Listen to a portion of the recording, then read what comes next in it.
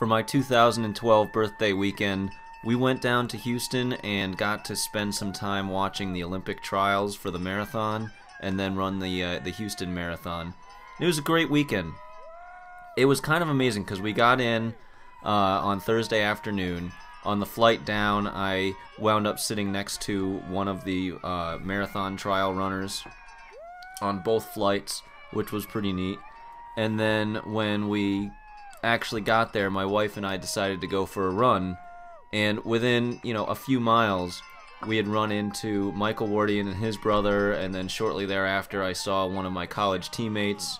So I turned around and ran with him for a while, and then when we turned around we saw Michael Wardian coming back and ran with him and his brother back into the downtown area. So it's just within a few hours of us having gotten there, we had met all kinds of people that we already knew, and I didn't expect that sort of craziness to begin until after we'd actually been there for a day or two. On Friday I spent quite a bit of time at the expo, showing people my book and seeing if I could drum up some business for the 2013 edition, and got to meet quite a few people that were going to be running over the weekend, some old friends and some new. And then on Saturday morning was the Olympic trials, which was really cool. I like how they had the course laid out. There was a small 2.2 mile loop at the very beginning, and then there was an 8-mile loop that the runners all ran 3 times. The men went first, so they were able to complete the 2.2 mile loop and get out onto the first of their 8-mile loops before the women began, and then they would do their 2.2 mile loop. And where we were located was on Fannin Street, and we would go between McKinney Streets, which was right at the very beginning, maybe a third of a mile into the course, and Lamar Street, which was about a half mile from the finish. So there was enough time for us to go back and forth, especially in the first 2 loops, and still see everybody at both spots before they would come back as they came around the loop, which worked out really well for spectating. One thing I didn't quite like was that, unlike in 2008, there really weren't very many spectators. From what I hear, once they got out of the downtown area, it was pretty dead for the runners, so they had to run on their own without having the crowds that New York City or Boston can drive. And even in town where we were, we didn't get to the start-finish area, but there was still there was a fair number of fans at various points, but it wasn't anywhere near the crowd that we had been used to from the last time that we went to watch the Olympic trials. And that was a little bit disappointing. The races themselves were great. It was really cool to be able to see everybody so many times, to see the people that we knew, teammates and friends, and to watch the race develop, especially in the men's race up front. I knew pretty early that Meb was going to do well because he just looked so comfortable. He was just coasting right off the back of that lead pack, and when he came by the last time, he just looked so comfortable, way out ahead. He had created quite a bit of separation from everyone, and it was a lot of fun to yell and scream, and we'd brought our own cowbells from the Pineland Farms race, so we didn't have to completely lose our voices during the races. And we also were able to have something that was a little louder and more distinctive than the little tinny cowbells that they were handing out for the trials. After the race, my wife and I decided to run down to Rice Village for some lunch, and then I was having a lot of fun being on my feet, so I ran back to downtown. So I wound up with a good 13 miles for the day, and that night I got to spend some time at the Flying Saucer where the after party was for the trials and meet a lot of great people that had both run in the race, some of their coaches and support staff, and some former Olympians that just decided to come out and watch and enjoy the show along with the rest of us. It was a great time that led to not getting back to my room until around 11:30. Drank a little bit more than I probably should have the night before a race, but the next morning was none the worse for wear. Got to the start line for the Marathon Maniacs photo, no problem. And one thing I think that Houston did really well throughout the weekend is they made the best of what they had.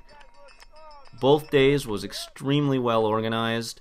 If you're somebody that happens to like the big mega marathons and fast flat road courses, then this is definitely one that you'll want to look into. My major complaint with it was just that everything down there is concrete, and other than the bridges, everything is really flat. which is just not my kind of course. I like trails more. Anytime I saw pavement as I was running along, I was making a beeline for it. So while I ran pretty good tangents and maintained an extremely even pace from the whole distance, start to finish, I still went out of my way a few times just to ease the pounding on my legs by going on the pavement whenever I could. But there just wasn't enough of it there, and that's not any fault of the race organizers. It's just a different part of the country and not something that I personally care for. But once you got through the finish line, I really like how they finish the race. The half marathoners, they come through and they keep to their own side of the road and are completely separated from the marathoners all the way through, from the time that the courses technically merge right through the finish line, which is really convenient because when you're running a 2 hour and 2.5 hour, 3 hour marathon, 4 hour marathon, somebody coming through a half marathon in that time is going a lot slower, and it can be really aggravating for the races where you merge and then you have to somehow get around the runners. And I imagine it's even worse for the elite runners. There were course records for the men and the women all across the board, marathon and half marathon. The lead male came through in 2:06, so that's blazing fast.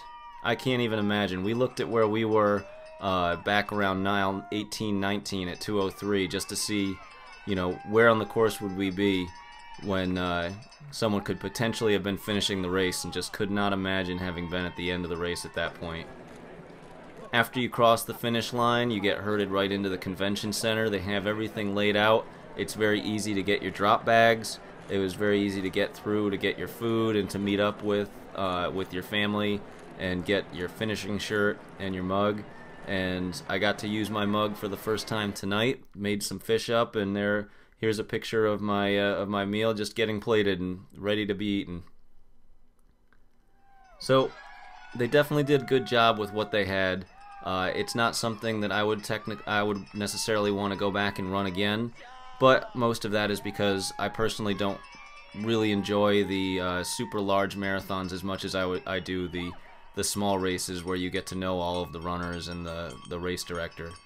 And running all that concrete really beats your legs up a lot more than running on the trails does, which is one thing that I didn't enjoy nearly as much.